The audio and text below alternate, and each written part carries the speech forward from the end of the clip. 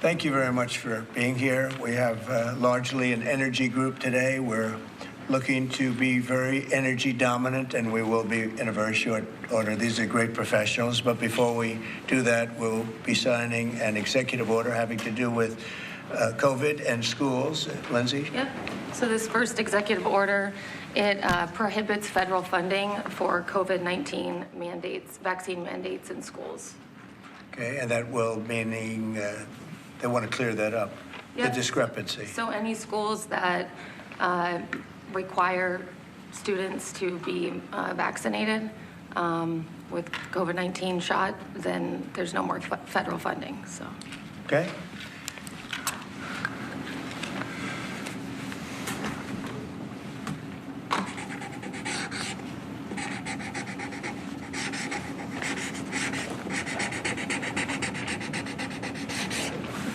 Okay, that solves that problem. Sir, will the Department of Education have to handle that? Yes, it'll go through the Department of Education. Okay?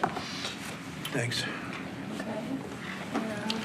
Can I make one comment, Mr. President? Yes, please. As a father of 9, thank you. We should have parental freedom to decide what vaccines our kids take, as opposed to school systems and governors forcing upon the people that love these kids the most, which is the parents. So thank you for signing that. Great, thank you very much. People wanted that very badly. Okay. Okay, and here is an executive order establishing the National Energy Dominance Council. So that will be chaired by the Secretary of the Interior, Mr. Burgam, and the Vice Chair, Chris Wright. And so this will reduce costs with respect to energy, establish American independence with energy, and also unleash energy dominance. Good, thank you. And this is a big deal. We have more energy than any other country, and now we're unleashing it, to put it nicely. And I'd like to ask Doug, you're going to be heading it up. You and Chris, would you say a few words about it, please? Yeah, absolutely, sir. Good afternoon. President Trump wisely understood that under the Biden administration, there was a war against American energy, and today that war officially has ended. President Trump on day one declared a national energy emergency. And this is a real emergency because under the Biden administration restricted the production of oil and gas. Production's still coming, but when you stop holding leases, when you take 625 million acres of land out of ocean land, out of production possibilities through an executive order, you're really restricting the balance sheet of America. But today, as President Trump said, this is unleashed. The National Energy Dominance Council will be made up, all the folks that are standing beside me here, other cabinet leaders, and many more represent President Trump's wise decision that we need a whole-of-government approach to unwind. The Biden administration had a whole-of-government approach that had the war against U.S. energy. Now we need to turn that around 180 degrees and unleash that potential. We've got to unleash it from the Gulf of America all the way up to Alaska. We have amazing resources in this country, and we haven't been getting a return on them. Many of these are under public lands. The interior has 500 million acres of surface, 700 million acres of subsurface minerals, critical minerals, and offshore close to 2 billion acres. And that balance sheet is the biggest balance sheet in the world, and it's been completely underutilized. Everybody knows we have 36 trillion in debt as a country, but no one knows how many hundreds of trillions of dollars of assets we have. And President Trump is asking us to go get a return on that investment for the American people. And with that, we're going to have prosperity at home with lower prices, and we're also going to have peace abroad. Because the wars that we've been engaged in, or our allies have been fighting over the past few years, have been funded by the oil sales of our adversaries. So we have an opportunity, and we also are in an AI arms race with China. The only way we win that is with more electricity. And we also have an energy emergency in terms of electricity. Too much intermittent, unreliable, not enough base load. We've been shutting down the base load that we have. President Trump is going to reverse that, and it's going to allow us to win the AI arms race, which is the most important thing that we have to do relative to our future. So with that, I want to say again, thank you to President Trump, and I want to thank my fellow members of the Energy Council here. I'm going to kick it over to the Vice Chair, Chris Wright, who's the Secretary of the Department of Energy. Thank you, Secretary Burgam. Today is truly a great day for our country today. And Secretary Burgam laid out so many of the problems the last 4 years. If you put barriers in front of energy, you make it more expensive, you make it less reliable, you make it harder to do business here, and harder for our consumers to pay their bills. With this fantastic action from our president, we now have authority across the government to lean in to fix these problems. And I'll start out with one specific right away. This morning, I signed our first LNG export license, unpausing the pause in action. The Commonwealth LNG project that'll be on the Gulf Coast in Louisiana is now officially ready to go. This will be a large construction project for American workers. It'll draw demand for more American energy production that'll be shipped overseas to our allies. Many more of those to come. We're also working aggressively to roll back standards that have made appliances more expensive for Americans, and dishwashers that take 2 hours long and don't get your dishes clean. Nobody likes that. That's about standing in the way. And with this President Trump and our new National Energy Dominance Council, there's so many things we can do to make American lives better, bring down costs and grow opportunities. And with that, I'm going to kick it over to a fellow member of the council, our Administrator of the EPA, Lee Zeldin. Thank you, Secretary, and honored to be serving on the Energy Dominance Council. At EPA, we're doing our part to power the great American comeback. And President Trump has made it clear that he wants EPA to be doing our job to ensure that we are unleashing energy dominance however we can help, that we are assisting in making America the AI capital of the world, that we are pursuing permitting reform, that we are helping to bring back American auto jobs. This is the mandate of the American public. The Trump mandate, it was clear, and the guidance from President Trump to me when he asked me, thankfully, for the opportunity for us to be able to serve together in partnership to unleash energy dominance. This is a moment that we must meet. To that end, it is important to note that the prior Biden-Harris EPA issued a waiver to California for tailpipe emissions. This was a rule that should have been submitted to Congress. We will submit it to Congress. Congress will have the opportunity through the Congressional Review Act to make that waiver go away. We will do everything in our part to help the American people to make life in America more affordable. The golden age of American success is upon us. If you're excited about the last 3 weeks, that was just a taste of the main event, the entree to come, the next 4 years being the greatest term in the history of the American presidency. With that, I'd like to introduce Sean Duffy. Thank you. So, first of all, thank you for the work on dishwashers. We use more water to wash our dishes before we put them in the dishwasher. That's right. We're not saving water, we're using more water, so thank you for that. But I'm also joining the EPA. We've introduced our rules to start to look at the CAFE standards. So we're looking at how much it costs for end users when they put gas in their car. And the Biden era standards are costing billions of dollars in taxes and carbon credits, which drive up the cost of vehicles. And so we're going to remedy that, rectify it, and make sure we're bringing down the cost of a car, number one. Number two, if I could just mention, Mr. President, per your direction, we are going to move forward with a permitting process for the Texas Gulf Link deep water port, making sure we can move energy in and out of the country. So that was held up for 5 years. And it was stonewalled, bureaucrats got in the way. We're now going to move forward with that, making sure we have great oil infrastructure in the country. Great, thanks. Great And job. Howard Lutnick? Yes. So, the nanny state, you're feeling the end of the nanny state. From straws made of paper to regulation endlessly harming Americans and holding us back. It slows down our production and manufacturing, which we were talking about with the Prime Minister of India yesterday. You're hearing that about energy dominance. It's going to go away. We're going to care about Americans. The Trump administration and this president cares about Americans, and you're going to feel it change. You're going to feel the price of energy coming down. You're going to feel prices coming down. You're going to feel an explosion. The golden age of manufacturing of America has always been there. It's just been stifled by regulation, and that time is over. Thank you very much, Howard. Please. Mr. President, I just want to say that you've built such an incredible team, and Secretary and Chairman Burgam, that he's been working on this his whole life. And so what I expect you to see, sir, is action as early as next week that is going to shock people about how good it is for Americans. And so thank you for your leadership, sir. Thank you very much, Kevin. And we are also working on a project that has been under wraps for 20 years. Everybody wanted it. It's been held up by New York. It's a pipeline that will bring down the energy prices in New York and in all of New England by 50, 60, 70%. It should have been done years ago. We'll be speaking to New York, and the New York is actually the biggest beneficiary because their energy costs are very high. This will reduce them very substantially.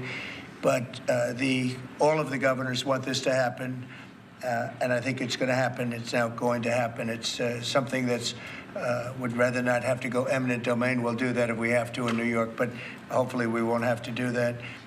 This again will bring down energy prices in New England by numbers that nobody can even believe, probably 50, 60%, maybe even more than that. A lot of them don't even pay energy because they have no energy. They use logs. They go out and they cut down a tree. It's really a terrible situation. So we're going to get this done, and we can have it done once we start construction. We're looking at anywhere from 9 to 12 months, if you can believe it. It's going to go very rapidly. The other thing I'd like Doug to mention, the 635 million acres that Biden so viciously took out of our net worth. If you look at it from the standpoint of a company, you talk about net worth. They've destroyed our net worth. We're putting it back. It will be back as of this afternoon. And Doug, could you mention that? All of the millions and millions of acres that he just handed back to yes, nobody. The executive order by President Biden that wiped out these trillions from our balance sheet. President Trump signed an executive order instructing me as the Secretary of Interior to unban that ban, and that's been accomplished. And so those are back on the U.S. balance sheet. Okay. Sorry, which one is that? The 625 million acres of offshore that was banned from further lease sales. Further anything. And 625 million acres is Right. 1/3 the size of the lower 48 that was taken off our balance sheet. It's back on there now. President Trump cares about the American people. He knows that these public lands belong to the public. They don't belong to Washington bureaucrats from the prior administration. And we're going to make sure that we get a return on investment for the American people. The amount of money that he took off our balance sheet, if you look at it as a balance sheet, it was incalculable. Nobody's ever seen anything like it. And he did that, I guess, in the last few days of the administration. He just wiped it out. 635 million acres, which if you sit down and look, it's like that's a major part of the ocean. And he just gave it away and took it away. And fortunately, it wasn't done with an act of Congress or anything. And we did it in a, I think, very abbreviated, very quick, and very legal procedure. And it's now back on our balance sheet. It's back as part of our country. What they did was so horrible. It was just a terrible thing to do, an unbelievable thing to do. Also, they mentioned dishwashers and sinks and showers and the whole thing. We're going to get rid of those restrictions. You have many places where they have water. They have so much water they don't know what to do with it. But people buy a house, they turn on the sink and water barely comes out. They take a shower, water barely comes out. And it's an unnecessary restriction. And basically, I think we're going to be going back to the Trump rule. We had it, and everybody was happy. And then these people came in and they restricted it again. So we're going back, and we'll get it approved by Congress. In addition, we'll get it approved by Congress. So for 4 years, it's good, but we're going to get it permanently taken care of. And again, very environmentally friendly. But we want to be able to, when somebody turns on a sink to wash their hands or presses the button for a dishwasher, and there's barely enough water to, I mean, there's no water. And you know what they do? They press the button 10 times. They run it 10 times. So it ends up costing a lot more. So I know you're working on that. And where are we on that? We're working closely with the Department of Energy with regards to rules that were enacted during the Biden administration. Inside of the EPA, we are overhauling the water sense standards that are there to update them for the American people, to bring down cost of living and combat inflation, and just pursue common sense. Good. Well, we have more oil and gas than anybody else in the world. We're opening up Anwar again. As you know, we got something Ronald Reagan couldn't do it. No president was able to do it. I got it. And the first week in office, the Biden administration terminated that. Anwar is the biggest site, probably bigger than Saudi Arabia. We don't know yet, but it's of that size or bigger. And we hit gold, and I call it liquid gold, but we hit gold, and for whatever reason, they terminated it, and we were just ready to start utilizing it. This could take care of all of Asia, energy-wise, very close to Japan. In fact, Japan wants to go and be our partner doing the pipeline going right into the ships. So they expressed tremendous interest. So did Prime Minister Modi of India. And just in closing, both Prime Minister Modi and the Prime Minister of Japan, both very good people, they said we couldn't make a deal. We couldn't get any energy. I mean, you wonder what was going on with our country. They couldn't make a deal to get any energy from the Biden administration. They just couldn't do it. There was nobody to deal with. They didn't know how to go about it. And they're very happy that we're here. But we're going to really benefit our taxpayers, and we're going to benefit our country. So I want to thank everybody for coming. This is a very big bill. This is really going to be energy dominant. We're going to be energy dominant like nobody else. And this doesn't even discuss all of the electricity that we're going to be producing for all of the AI plants. You know, they need double the electricity at least that we have right now. So you take all of our electricity that we have all over the country just for AI to do it right and to win that war, which we're leading by a lot because of what we've done over the last few weeks. We're leading by actually a lot. But if you take all of it, we have to double our electricity needs just for the AI, and that doesn't include the other technologies. So it's a real honor to sign this bill. We're going to also work on CAFE standards. Lee, you're going to be doing that and make that whole situation, bring that back into reality, and I think very quickly, having to do with cars. Thank you very much. Nobody cut any tariffs yesterday as part of your meeting, sir? No, but in 2 weeks we will have another one. Yesterday was very big. Reciprocal tariffs was very big, and I explained to the Prime Minister of India, Prime Minister Modi, very good man, his tariffs are very, very high. India's tariffs are among the highest. And I said, well, now, you know, we were very low. We were the lowest. They're just about the highest. There are others as high, but not much higher. And I said, no, from now on, what we do is what you charge us, we charge you. It's very simple. So whatever you're charging us, you can go as high as you want. Whatever you charge us, we charge you. Did he make any pledges? And I wouldn't say they were thrilled to hear that, but that's the way it is. Tariff, I told you, is a beautiful word. Fourth most beautiful. Did he make any pledges about BRICS nations not undermining the dollar? You had threatened 100% Yeah. tariffs. The BRICS nations, I think that's breaking up very rapidly. We said that if they're going to go and do anything to undermine the dollar, that includes China. I don't even know that they're a member of BRICS, but they had a few nations get together to try and play cute. And I said, we're going to put 100% tariff on every one of those nations. And at the mere thought of saying that, I think that's all broken up. That idea has no longer sailed. Now, that would be a terrible thing for our country. It would be bad for the world. They wanted to undermine the dollar. 6 nations got together. They want to undermine the dollar. That didn't work out too well. Not going to happen. And we're getting along with a lot of nations now, frankly. There's a lot of respect for the United States. We have regained the respect that we should have, but we've also done things to deserve it. I mean, we've freed up our country, and you're going to see this is basically energy dominance, and it's going to be environmentally clean, environmentally wonderful, and taxes will be very reasonable based on this. We're going to make more money than anybody's ever made with energy. We have more energy than anybody else, and it's clean energy, very clean, beautiful energy. We're lucky. We have it. I call it liquid gold under our feet, and we're going to utilize it. So this is a very big bill, and I have a very talented group of people behind me. This gentleman was the #1 man in all of the oil industry. They said there's nobody like him, Chris Wright. And you know Doug actually made a tremendous fortune in technology, and he said, I'm going to run for the governorship of, he loves his state, of North Dakota.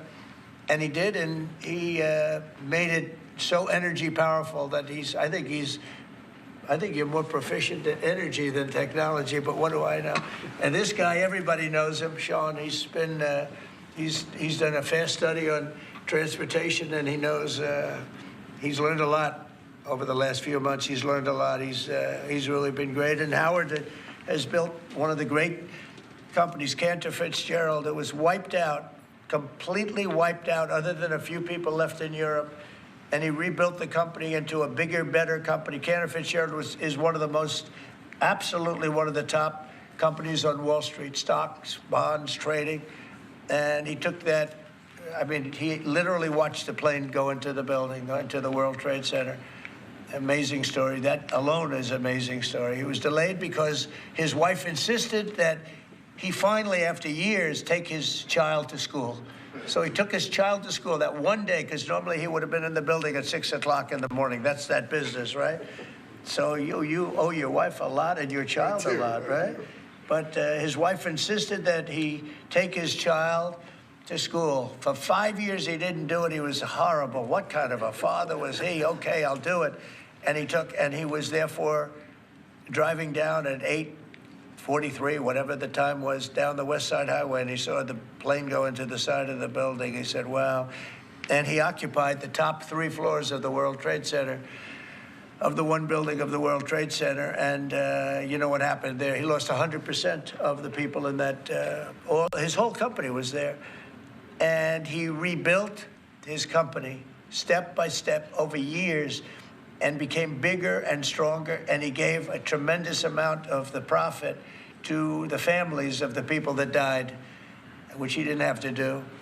And now he's working with us. He did an incredible job. I mean, anybody in that world, they know Howard Lutnick very well, and I'm honored to have him running commerce. He's going to be incredible. He loves the country. And Lee was a great lawyer, a great congressman, very successful person, both as a lawyer and as a congressman, and knows a lot about the environment, cares about the environment. And we were lucky that I was very happy that you joined. And he was with me right from the beginning, always was with me, and I've always been with him. And Kevin Hassett, we know everybody knows Kevin, and he's fantastic. And you and Lindsay, you and your team are incredible. The job you've done, we really appreciate it. Thank Will.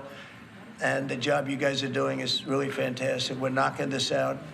Brian, do you have a question? I actually do. What kind of piqued my interest is growing up on the Texas Gulf Coast, natural gas, the LNG that you mentioned. Yeah.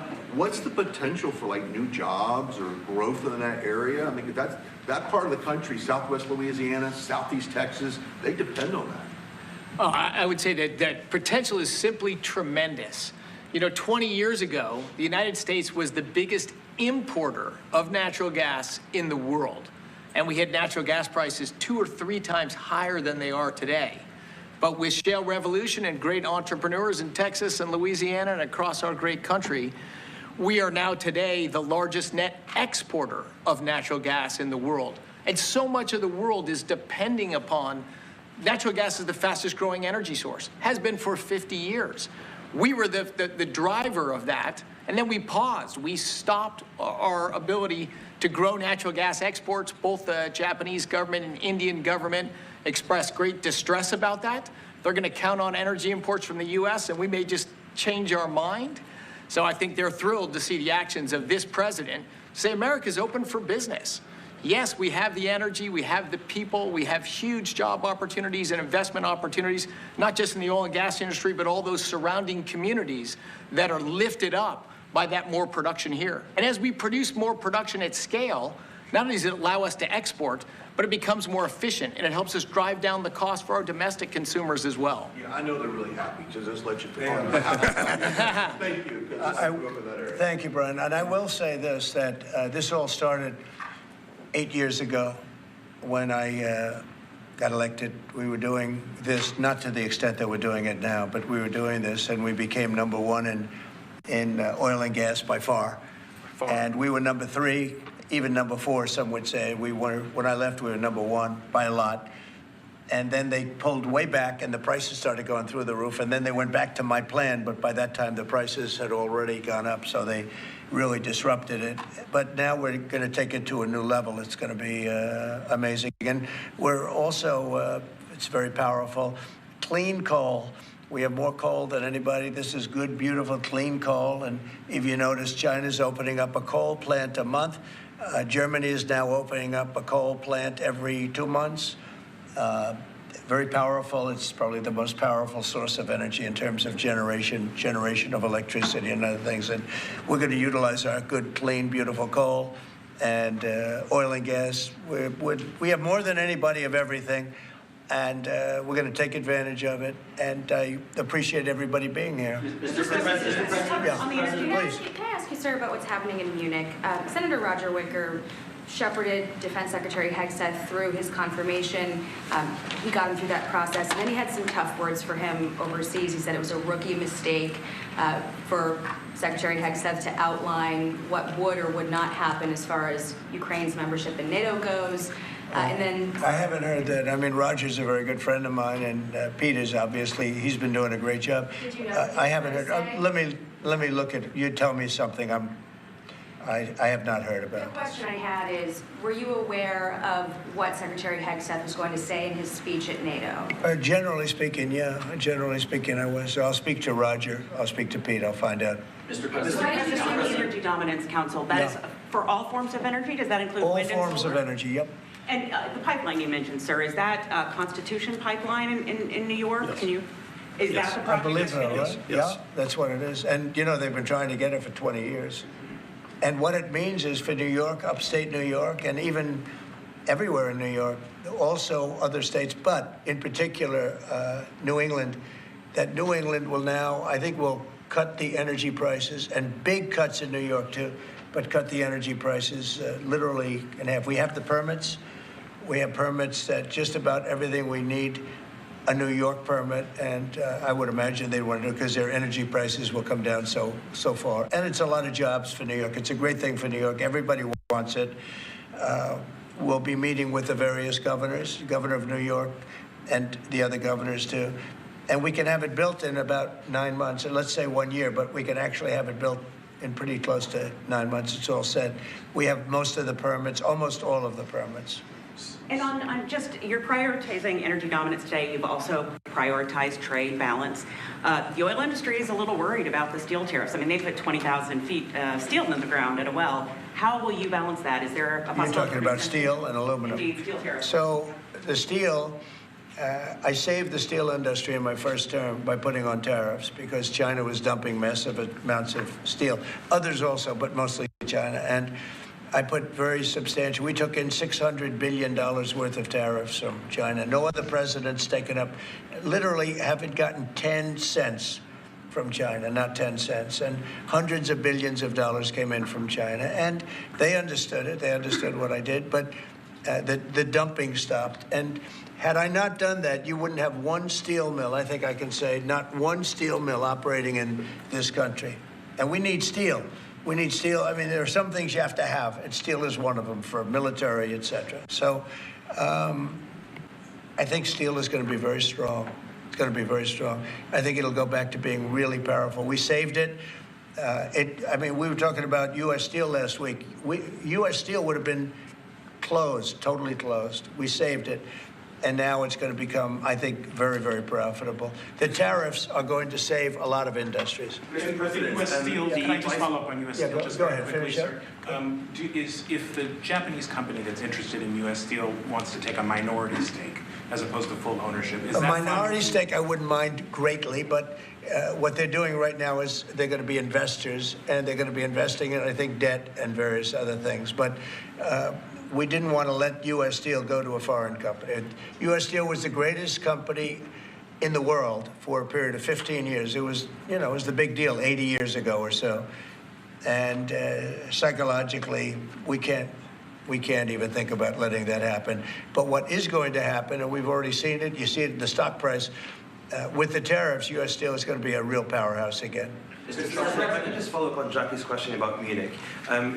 Vice President Vance's speech to the conference has ruffled quite a few feathers in Europe. What did he say to ruffle them? I don't know. He was talking about the freedom of speech and migration in Europe. Do you believe that European leaders have a fundamentally different view of the world than this administration's? Well, I heard his speech, and I tell you, you're talking about JD's speech, right? Yes, sir. I heard his speech, and he talked about freedom of speech, and I think it's true in Europe. It's losing. They're losing their wonderful right of freedom of speech. I see it. I mean, I thought he made a very good speech, actually, a very brilliant speech. Yeah. Europe has to be careful. And he talked about immigration. And Europe has a big immigration problem. Just take a look at what's happened with crime. Take a look at what's happening in various parts of Europe. I thought his speech was very well received, actually. I've heard very good remarks. And in regards to Ukraine as well, yesterday you mentioned that you thought Ukraine's NATO aspirations were one of the main reasons that the war broke out. Who do you blame for the war, Ukraine or Russia? Well, I think this. I think that there were a lot of people to blame. All I can say is very simply, if I were president, that war would never have happened. And you know what else wouldn't have happened? The Middle East wouldn't be all blown up, and October 7th wouldn't have happened either. Those two areas, you wouldn't have inflation, you wouldn't have October 7th, you wouldn't have Russia and Ukraine fighting. None of those things would have happened if I were president. So to follow up on the Middle East, earlier this week... Yeah, please. You mentioned auto tariffs the other day. Yeah. When do you plan to unroll those? Howard, I'd say over the next, sometime, maybe around April 2nd. I would have done them on April 1st. Believe it or not. I'm a little superstitious. No, literally, we had it planned for April 1st. I said, let's make it April 2nd. You know how much money that costs? That costs a lot of money just that one day. But we're going to do it on April 2nd, I think. Is that right? That's right. Okay? Thank you. The lead prosecutor in Eric Adams' case resigned today, saying anyone who didn't press forward would be a coward. What's your reaction to that and to the overall implication that politics were at play here? Well, I don't know about it. I mean, obviously, I'm not involved in that. But I would say this, that if they had a problem, and these are mostly people from the previous administration, you understand, so they weren't going to be there anyway. They were going to all be gone or dismissed. If not, they know on Tuesday they're all being dismissed. You know, the whole country is being, because what you do is you come in and you put new people in. So when you say resign, they're going to be gone anyway. But I know nothing about the individual case. I know that they didn't feel it was much of a case. They also felt that it was unfair with the election. Look, I would know that better than anybody because I was weaponized more than any human being in the history probably of the world. And I won the election in a landslide, winning all 7 swing states, winning the popular vote and everything else, because the people got it. It was weaponized, and I was weaponized literally weeks before the election. But I think there's also something to be said. I read that. There's something to be said for what they were doing. It looked to me to be very political. But why didn't they bring this up like 4 or 5 weeks ago, 6 weeks ago, whenever it happened? You know, they just sat around and didn't complain. Then all of a sudden they complain, and they know they're all being dismissed anyway. So, you know, that's the way it is. That's called politics, I guess. Yeah, please. Earlier this week, you predicted that all hell would break loose if Hamas didn't hand over all of their hostages. What do you expect to happen tomorrow in terms of I don't know what's going to happen tomorrow at 12 o'clock. It was up to me. I'd take a very hard stance. I can't tell you what Israel's going to do. But I watched the last people come out, and I looked at a before and an after picture. One guy was a big, strong, healthy guy. Could say he was a little bit overweight. He's not overweight anymore. He looks like he just came out of the Holocaust. It looks like a Holocaust picture. I've looked at him for a long time, and they've been treated very badly. A young lady came out last week. Her hand was blown off. I mean, literally, her hand was trying to stop a bullet that was headed for her face. She put up her hand. She goes like this and wiped out her fingers and a lot of her hand. Now, I would take a different stance, but it depends. Look, it depends what Bibi's going to do. It depends what Israel's going to do. But and now I understand they've totally changed. Hamas has totally changed. They want to release hostages now again. But you have to see, this started by them saying, we're not going to release the hostages as we said we were. I said, good. You have till 12 o'clock on Saturday, which is tomorrow at 12 o'clock to do it. And we didn't hear anything. Then all of a sudden, 2 days ago, they said, no, we've decided we're going to release the hostages. So, but I actually think they should release all of the hostages. Remember, they're probably as bad as they looked. I mean, I don't like to say that, but they looked real bad 4 days ago, 5 days ago when I saw them. And the young ladies that came out were treated really badly. You don't know what happened, but I do. They were treated really badly. But as bad as they look, the ones that follow probably will look a lot worse. I think they're sending out their most healthy. And they've been hit hard on that, Hamas. So they probably didn't want to release. But they changed their mind. I said 12 o'clock tomorrow, and all of a sudden, 2 days ago, yesterday, they said they're going back to releasing. But this all started by them saying, we are not going to release any more hostages. And then yesterday, they said they are going to release the hostages. But I think they should release all of the hostages. About 75,000 workers took this deferred resignation. It's a little bit short of the 5 to 10% goal you were hoping to hit. Do you think you'll have to make up the rest of that number in layoffs? No, look, that's 75,000 more than we would have had. And nobody knows what that final number is, because in the end, I think a lot of people aren't going to show up to work. A lot of people, they got used to staying home and quote, working. But, you know, I wonder if they had other jobs or other things. You know, they have a lot of problems with that. No, 75,000 is a lot of people. And we paid them well. You know, we gave them a lot of months of severance pay, if you call it that. But no, I think you'll probably have some more, too, in addition. It's a big, tremendous saving for our country. We want to downsize government, but make it better. Run it better, but downsize. Yeah, please. So can I ask about the UK? I understand that you had a phone call with Keir Starmer yesterday. I did. I just signed a letter to him. He asked for a meeting, and I agreed to the meeting. We're going to have a friendly meeting. Very good. We have a lot of good things going on. But he asked to come and see me, and I just accepted his asking. Do you have a date for that, sir? And what do you hope to Very soon. I think he wants to come next week or the week after. And what do you hope to discuss? I don't know.